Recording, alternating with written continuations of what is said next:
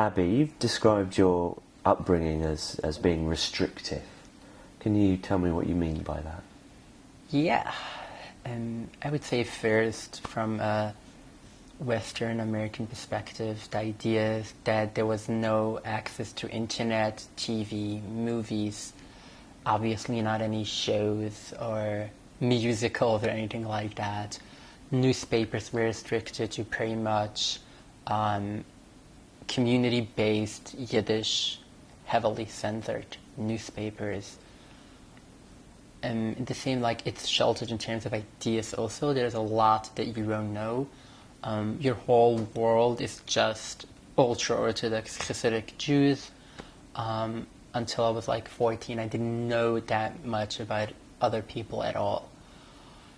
And like for me, how this affected was very strongly the fact that I didn't know that anything like trans or not even any of the other LGBT ideas or any of that, I didn't know that they even exist. One of the points you raised was that you didn't have access to the internet, but ironically, when you discovered the internet, that was one of the places you turned to for the answers to the questions. So I figured out what the internet is already starting in about 2000, in year 2000. That's when the rabbis within the community started to put up a really harsh fight against the internet. And I didn't know what it is. I didn't see it until the first time I accessed the internet was in 2011. But I knew that it is this place or this, I mean, I figured out pretty soon that it's some kind of digital source where you can look up a lot of things and read and get information on certain aspects that the community didn't really want you to get these information. And so this kind of told me that if I have certain questions and I couldn't find answers within books or the confines of the community that we're allowed, I knew that there's this source of information called the internet. And can you remember the first thing you searched for when you got onto the internet? Yeah, so the first thing I looked up, I don't remember the exact words. I wish sometimes that I could go back and look, but I don't think I can. Was something like boy into girl. I was coming straight out of this like box. I thought I'm the only one. I was just like, let's see. This is how I feel. Is there something in this source of information? Is there any details that I could get that might help me? And since then, for the next 4 years, I have been reading a lot on this topic. Can you tell us the reaction you had when you came out as a woman and you broke the news to your father? Okay, so I just want to like backtrack a bit, like the whole experience. So it's something that I felt all the time.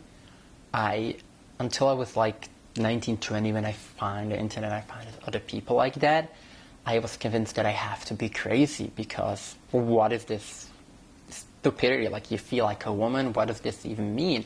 So I never mentioned it to anyone. I did a lot of different things. I had a lot of different ideas in my head on how to become a woman, but I didn't know that it's actually a possibility or anything like that. But even when I did figure out, so 4 years ago, I was terrified. I was terrified of the idea.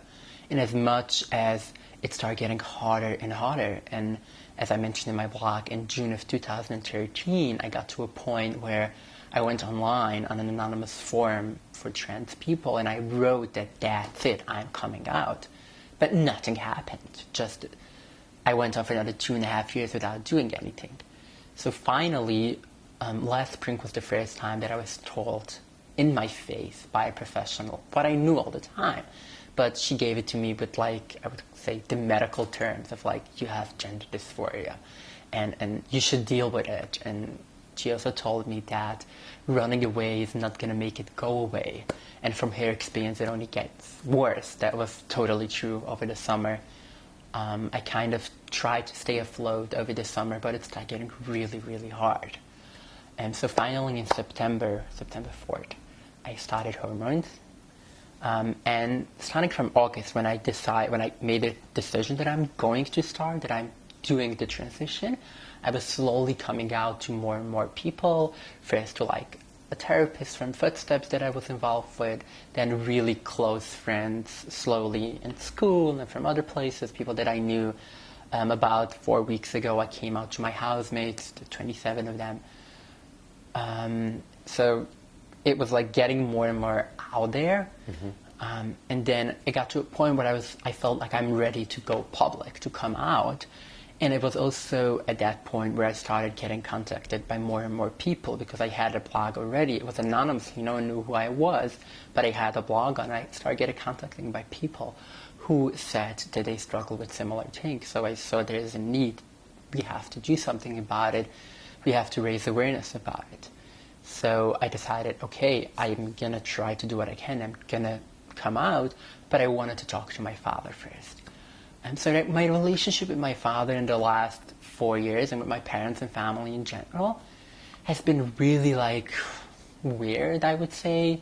We were like in touch. They did not accept what I was doing in any way. The idea of not being religious or going to college or anything like that. They don't respect education in terms of college, secular education whatsoever. But I still was talking to them a few times a week. I would go there for holidays. I wouldn't say they were part of my day-to-day life, but they were part of my life in some way. So before I came out, I knew that this was going to be a shock, and that could be a deal breaker, because it's something that they don't know about and they don't have any context on it. So I try my best to prepare it in a way that will work for them, or like try to talk their language. I compiled some sources within Judaism, mainly from Jewish mysticism, Kabbalah, where such ideas exist. And when I went to my father and started talking to him, instead of just saying, this is what I am, this is who I am, and this is what I'm doing, that I think would be fine, but I tried my best to like explain and talk the language that they would understand, that this is something that exists. But as I expected, I was met with total rejection. And I haven't spoken to my family since. Do you anticipate talking to them? I assume that they will come around at some point. Could be 6 months, could be a year, could be 10 years.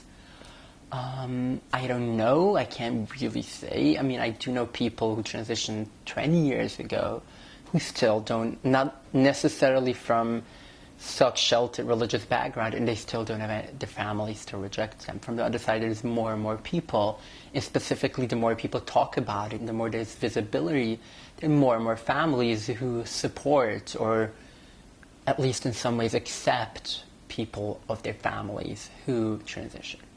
Presumably that's something you find very difficult. I mean, for my family and from people from my community, it will be really hard for them. And not only for me, for other people within the community who also reached out to me.